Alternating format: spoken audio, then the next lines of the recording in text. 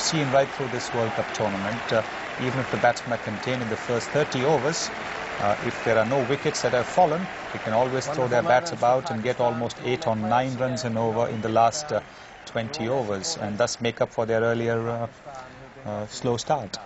And that's what England found to their cost. They managed to contain, and then suddenly when they wanted someone to come in and put a break on it, all their normally economic bowlers, who are not strike bowlers, just couldn't handle it. That's because they'd got into a groove and their line and length was very, very predictable.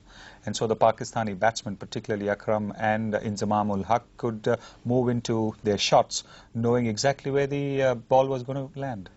You think, in hindsight, Illingworth may have been, maybe Tufnell should have gone in instead of Illingworth? Or, I mean, in the end, I don't suppose one player is going to make the difference. Well, certainly, as a captain, I would prefer a bowler who would get me 3 wickets for 55 runs than a bowler who's going to get me, say, 1 wicket for 37 runs. Because those 3 wickets will mean that I'll have put some pressure on the opposition by getting their batsmen out and not leaving them with the wickets in the charge overs.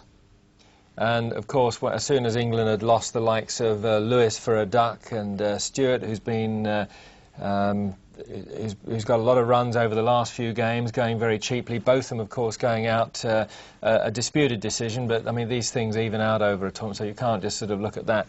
That too many players didn't come off in the final. That's right. I think England had a lot of bits and pieces players in their side, and bits and pieces players are perhaps okay for the earlier rounds or against sides which are not as strong as Pakistan. But Pakistan have shown that they had the men for the job. They had the specialists. They had specialist batsmen and specialist bowlers.